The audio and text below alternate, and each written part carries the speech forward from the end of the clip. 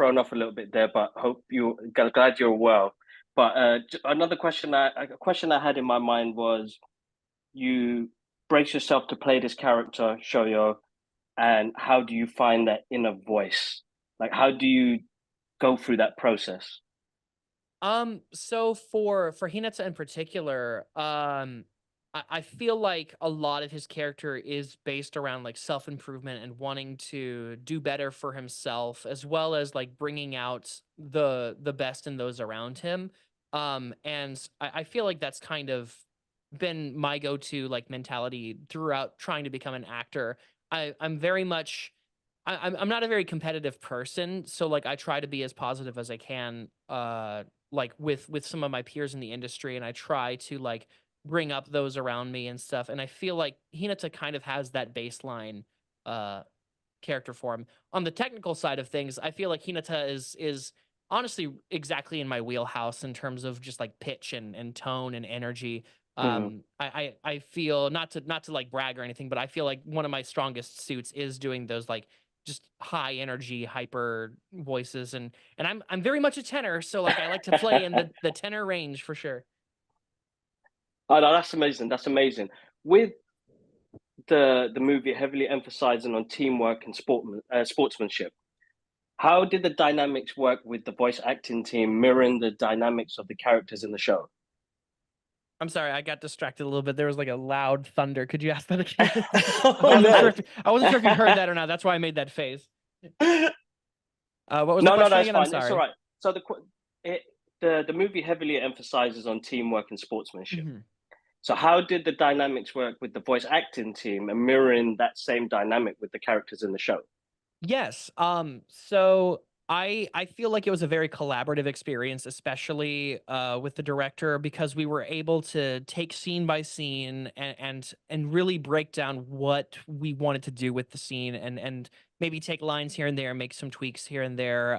And me having not been able to see the movie like my co-star Clint here Hmm. beforehand, I was very much reliant on the director to kind of give me that wider context. And I feel like it really was a team effort to get the movie as strong as it is, from what I've seen of it. Obviously, I haven't been able to see it yet. I'm going to be seeing it like 3 times this weekend, and I'm excited for that. Um, but I feel like in that regard, it is very much like a team sport. We were on the same team trying to get out an amazing piece of cinema. Right, yeah, Oh no, everyone that's is working amazing. working together really really closely on stuff like that, the and you really go back and forth with the director a lot, or even with the technician, the sound technician or whatever, but we don't get to work with the other actors as much. And so it's kind of like, I don't exactly know how to describe it, but you're putting yourself into the animation in a sense. So That's you're right. surrounded by these characters in your mind, Mhm. because you're in the place in your mind. So you don't feel like you're alone when you're recording. You don't feel like it's just you and the character. You feel like you're a part of the world. Mhm. You want to insert yourself into that space. Of course. No, because you guys, as you said, you're recording it and then you're trying to match it up, and you get the message back saying, "All right, we need you to pump up a little bit on this side." So it must be a surreal sort of experience to sometimes you are working with people, but then most of the time you're working by yourself to try and bring those characters to life. Mm. Uh, Mhm. Clint, there was something I wanted to ask you about Kenma. Was he's a very uh, has a calm and analytic personality. Like, how did you approach voicing such a distinctive character? Well, the first thing when I saw him is that I thought he needed to have a smoothness to his Mm, performance. So I have to have a baseline smoothness to it because I don't really have that quality as much myself. And I like to go up and down a whole lot with performances, but I had to be very, very controlled with Kinma. And I wanted him to sound cute too, because he's adorable. Mhm. But in the movie in particular, I had to Mm. find ways to color that, because even though he doesn't yell a whole lot in the movie or anything like that, he does have an entire roller coaster of different emotions.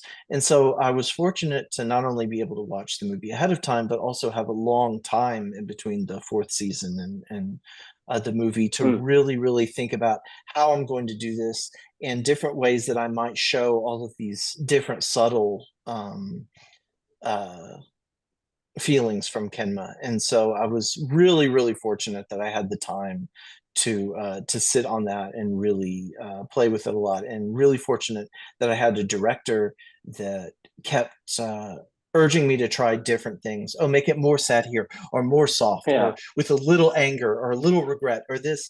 And a lot of times we do one take after another, after another, after another, just to try to sort of jostle it a little bit to get all of these uh, tiny feelings out. Mhm. Yeah, it No, must be. It's a lot of it's a process, isn't it? Yes, yes, but it's yeah. so much fun, phenomenally fun.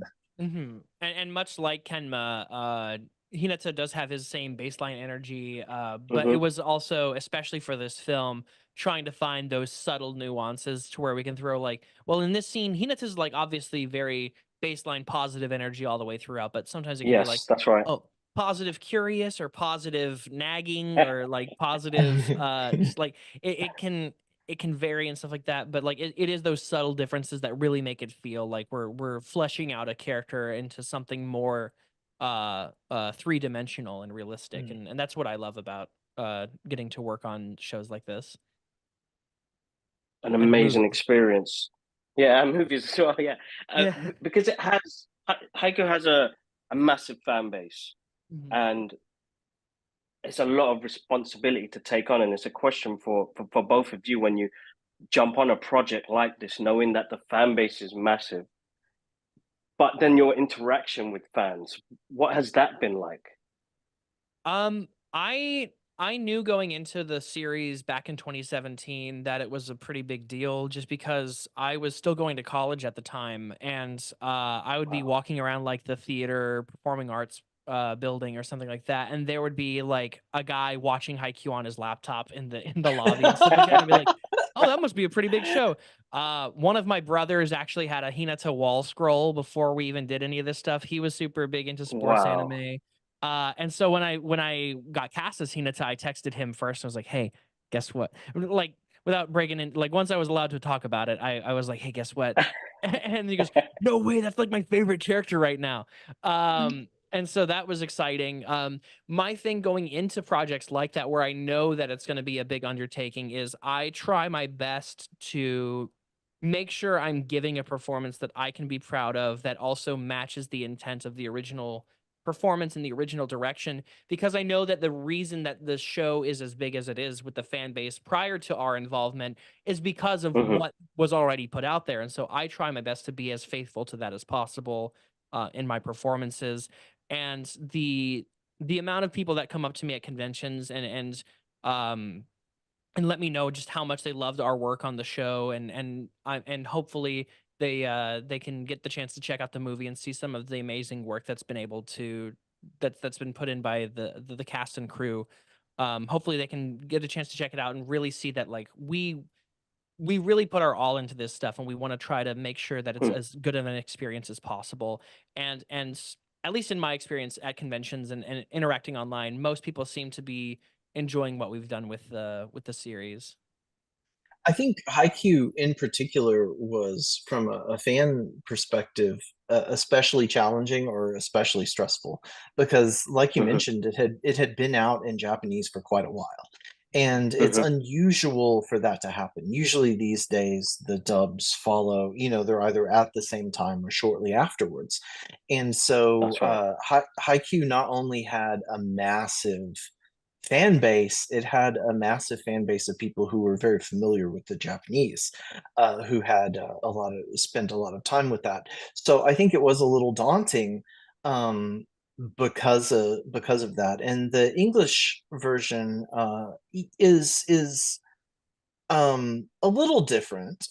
But I really, really love seeing people who love both. That's so exciting. And it's so, so cool.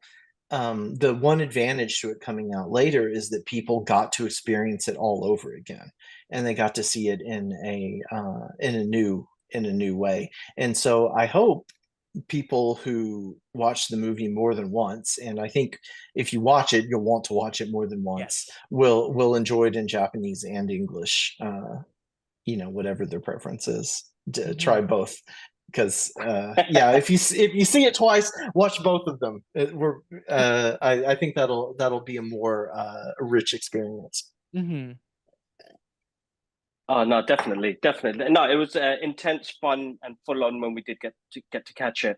The other question was, and again, it goes to both of you. I mean, and this is really a geek out moment for me. It's like when you get to voice characters in a show like this and in a movie, and you see it for yourself. And I know, Bryson, you still need to catch it, but like, what is that? What is that feeling? What is that feeling?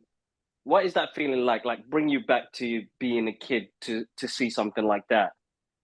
I Do you mentioned still have that this. moment? I was gonna say Yeah. I had a similar experience back in, I think, 2019 when the Danmachi movie came out. Is it wrong to try to pick up girls in a dungeon? Where it was my first time getting to experience like the big screen with all the fancy speakers and stuff. Like I'm in an audience, like watching a film that I was able to be a part of, and it was super exciting. And I can't wait to experience that again with this. And I will say that, like, even what little I have been able to see of it, just like the scenes that I worked on directly, like I am so proud of those moments that we were able to put out, that like even in the moment of recording, I was just like, this is like amazing. And again, this kind of stuff, like working on it, I was like, these kinds of shows, these kinds of characters, these kinds of scenes, like this is the reason I want to be an actor. Like it's very fulfilling to be able to work on this kind of stuff. And so yeah, if that answers your question, I am Yeah. super excited. This one in particular is very exciting for me because I've been voice acting for like 20 years, and I've never had something in a theater before. And it's a big deal that Kenma has such a big part in this movie. But in terms of watching, I mean, that's really exciting. But in terms of watching myself, I'm extremely critical of my work. And so usually when I watch my work, I think, uh, it's not Could've so done that great. different. Yeah, I could have done that better. I'm the same way, so I And get it. yeah, but the thing is, that's what really drives me and really, really makes me want to keep acting, because I want to make work that I don't regret. I want to make, well, regret is a strong word, but I want to make work that I can really, really look at proudly. And because I'm so picky, and because I hear every little thing about my own performances. There isn't a huge amount of work out there. I don't know, about a third of my work I'm fairly proud of. But this one I'm very proud of.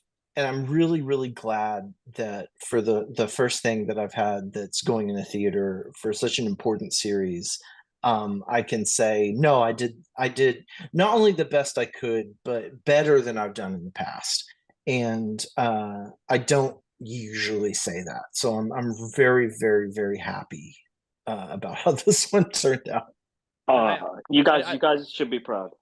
Yeah, I totally feel you on being like your own worst critic. I feel like the best creatives tend to always be their own worst critics, but I want to reassure you that I have been a fan of a lot of your work over the years, Clint. So as much as you might be internalizing it that way, like I kind of do the same thing with all my performances. Like you do amazing work, and I couldn't be happier to share this film with you. I really appreciate that.